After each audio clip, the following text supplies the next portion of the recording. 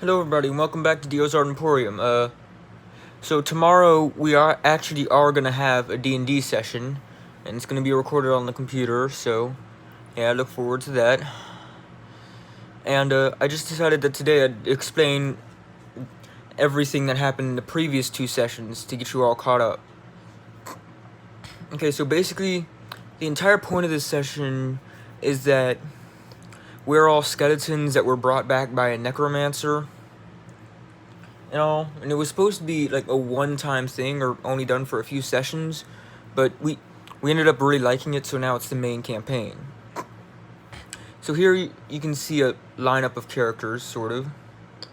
Alright, this tall boy on the far left is me, Cal, because he's a calcium boy, all he remembers is milk, and he's 7 feet tall.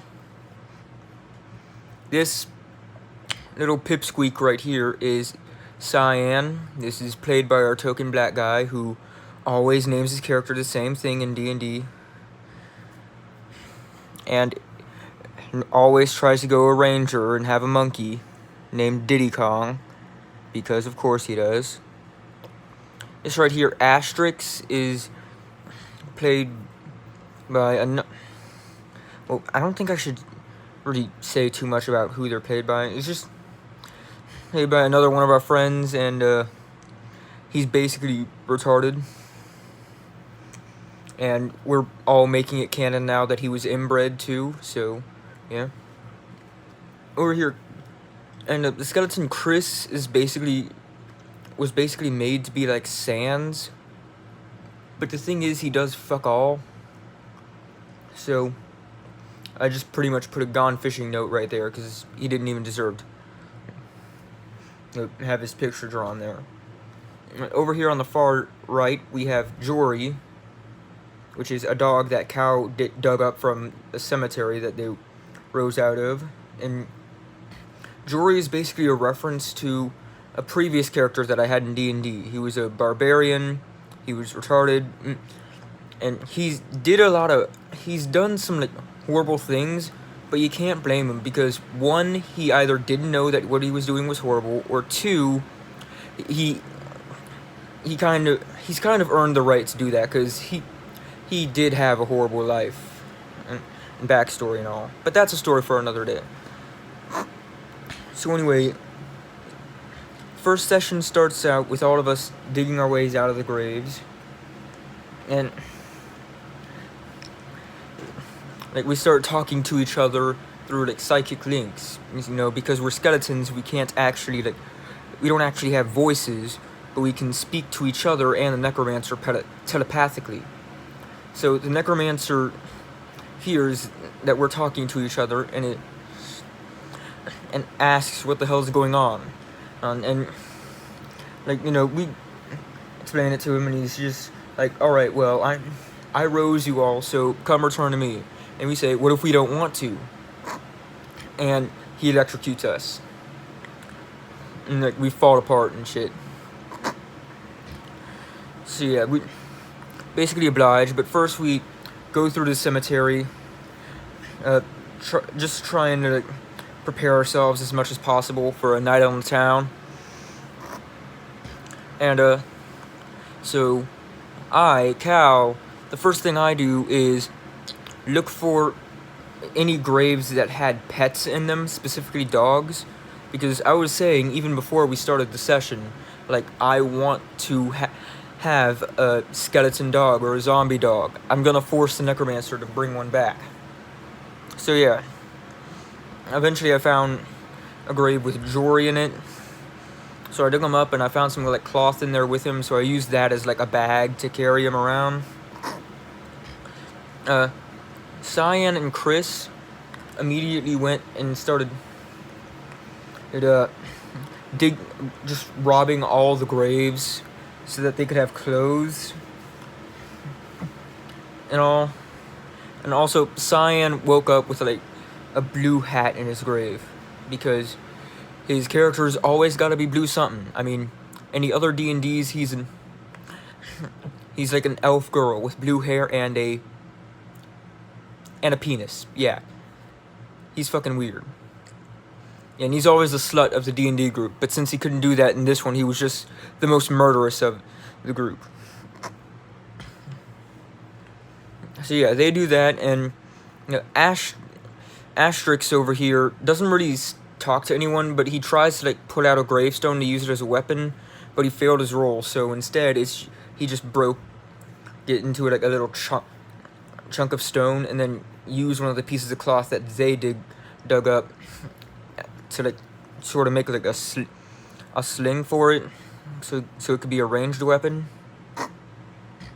So yeah, after that, Cyan sharpened his entire ribcage into knives because he's a psychopath, and then we all went out, and we went into the nearby town that was on the way to the Necromancer's house,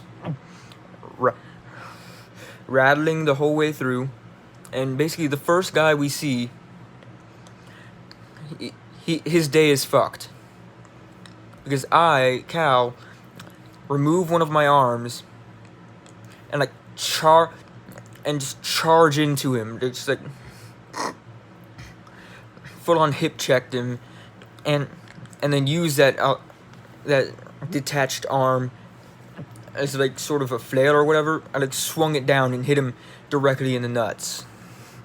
And then the others joined in as well. So like Cyan and threw one of his rib cages at the guy. Asterix threw the rock.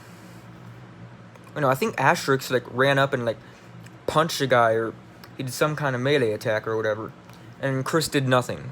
He just sort of stood there and like made a pun.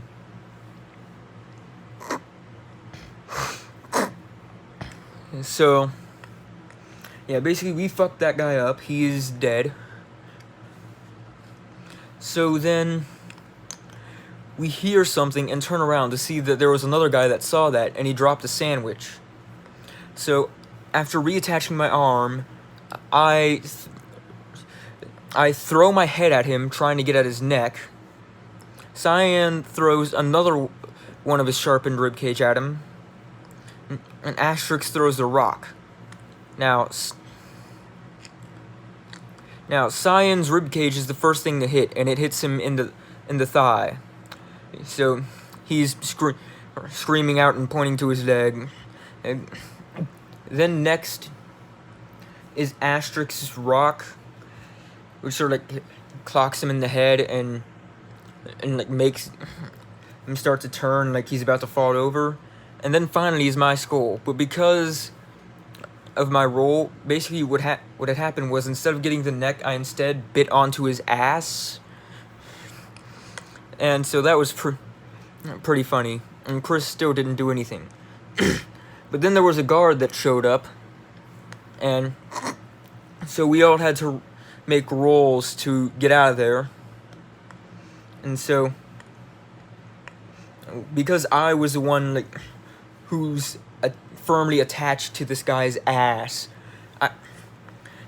I basically, and I rolled a nat 20, I think, for my escape. So basically, as the guard tried to like stab my head with a spear, I instead angled it perfectly where instead it just launched my skull back towards the rest of my body, which also means that the guard stabbed that poor man in the ass right after I bit him, which is hilarious.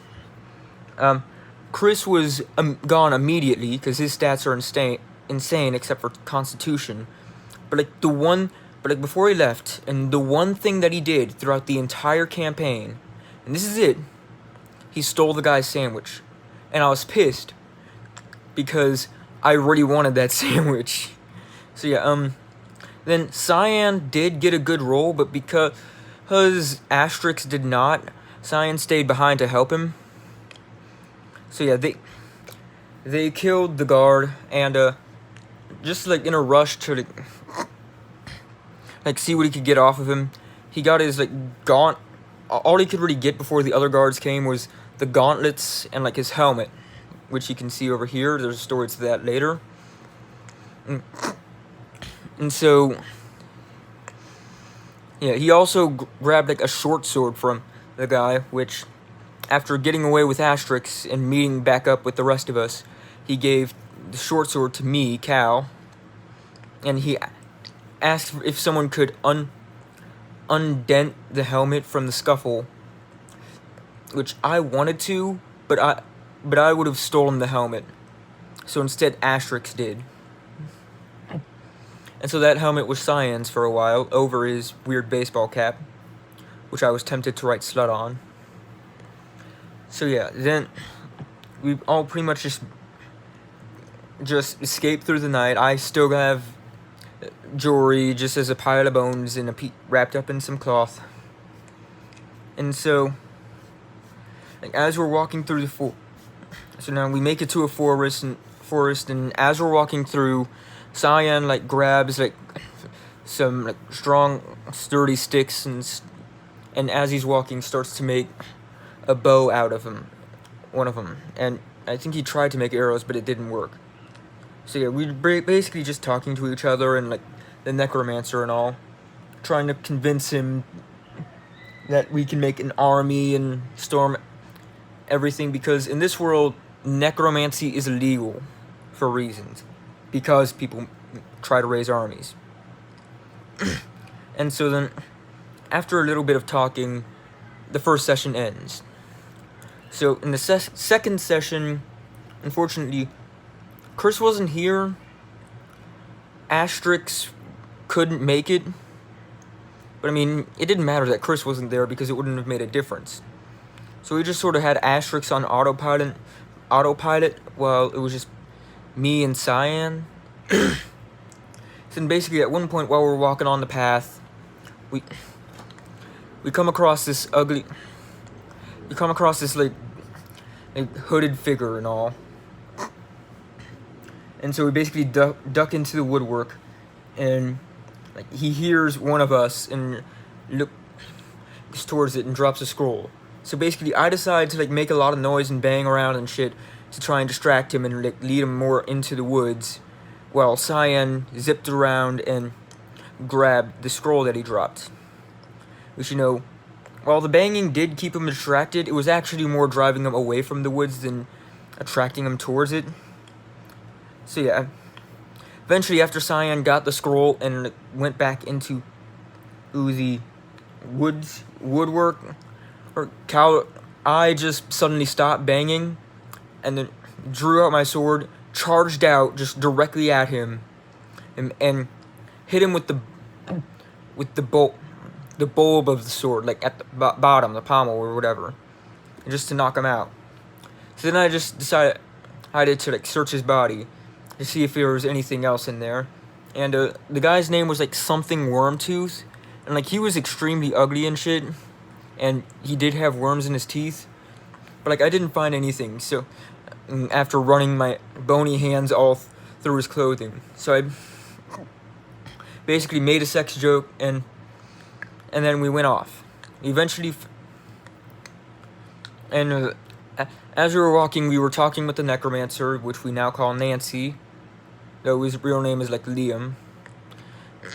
And he basically mentions that he has another skeleton other than us that turned out like just fine, the way that necromancer skeletons should, you know, no personality, no speaking, they just do what they're told.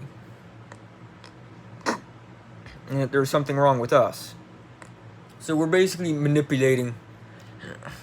You basically spend a lot of time manipulating the necromancer and all, till eventually we find a dirt path. There's like something nagging in the back of our heads that's where the necromancer's house is. Then we go down the path. And when we see the house, we see like a robed figure in like a straw hat in the yard, and like hoping that it's the necromancer and not the skeleton named Tom, I like sneakily crawl up behind it on all fours and whisper penis into its ear. But then it turns out that it was just the other skeleton. So then we just bash through the door, Shrek style, and we scare the shit out of the necromancer, and he calms down and he's like, oh, hey, you're here, I wasn't expecting you so soon. And as I walk through the door, because I'm 7 feet tall, I don't exactly fit underneath the roof. So yeah, and we basically make fun of the necromancer's height, calling him like a kid or whatever, even though like he's technically like 1 inch taller than Cyan. But yeah, and then so after just a while of all that, I hold out like the cloth with Jory in it in front of him, and it's like, hey, it's time to resurrect this, because I'd been nagging him a while in the previous session, saying that I was not going to stop asking until you did it. So yeah. So he resurrects Jory while Cyan goes throughout other parts of the house and snooping around. And so now Cyan basically like wanders into different rooms, and in one of them he finds the necromancer's clothes. So he starts stealing them and just like hiding them around the house, like in really good spots too. Like he walks into like an empty bedroom with like a double bed, and it's like covered in dust and all, which I'll explain in a minute, and says, "This is my room," you know, thinking that he's gonna get a room even though he's a fucking skeleton. And so then meanwhile downstairs, the resurrection is complete. Jory's awake, and we notice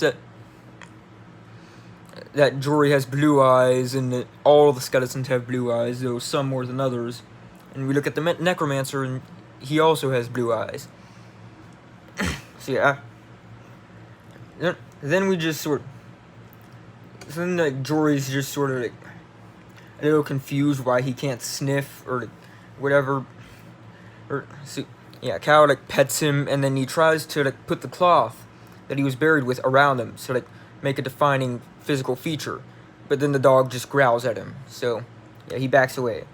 So then Cyan walks back in, and he's like, hey, I want that room with the double bed. And the necromancer's like, no, you can't. That belonged to my parents. And you know, more kid jokes because he's short. And it turns out like that was the room of his parents that had like died a long time ago. But like they eventually negotiated that Cyan could like sleep in like a chair or whatever, and like, on the bottom floor or whatever if he really needed to sleep. So then Cal turned to Cyan and said, "Hey, can you give me that helmet that you got a while ago? I want to put it on the dog." So instead, Cyan takes the straw hat off of Tom, and then put the helmet on him, and then takes the straw hat and puts it on Jory. And I basically say, "Fuck you." So, yeah.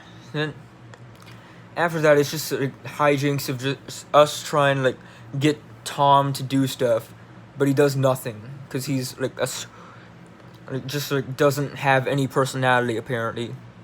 He's like undercooked because like he came out like a week before we did. So, yeah. Then like while he's messing with Tom, and like the necromancer like tells Tom that he can like do what we say, and it's all right. So then I just go switch out the straw hat for the helmet and put it on Jory, and then I basically say, "Hey, let's go on an adventure, you and me." And so we just go out, and we're out in the forest, and Cyan's talking with the necromancer, asking him if he could get more books. And then we find out that we find the necromancer book, and we also find out that as skeletons we can't do magic. Yeah, and so yeah, but basically it turns out that the book that the necromancer used, he had just found somewhere in like a nearby town, just like lying around. I think like in a graveyard or something. So yeah, this is getting out of hand. Now there are two of them. You know, the whole prequel meme, whatever. And so, yeah. And I think during the previous session, we had talked about eventually getting ourselves like skin, or like doing something to where we can actually have classes and like stats and all, instead of just being skeletons. Because in the first session we were allowed to murder Hobo because it wasn't supposed to be a permanent session thing. It wasn't supposed to be a permanent campaign, but you know, we liked it too much. So now there's consequences and stuff. And the Necromancer also told us that he didn't want us to kill anyone unless absolutely necessary, or just like, at the very least refrain from killing people so that it didn't lead people to his house and all. So yeah, Cyan just sort of sits in like a chair at the bottom floor after telling, giving the Necromancer a list of some things to buy, like books and whatever. and so yeah, that's basically how the last session ended, with Cal and Jory out running around, learning more about each other, and maybe hunting something, I don't know. And Cyan taking a nap, but not really sleeping, just sort of looking at the ceiling and thinking to himself. And so yeah. So that's basically the exposition of the last 2 sessions. And I hope you enjoyed. Can't wait for tomorrow's session, and I'll see you there. Bye.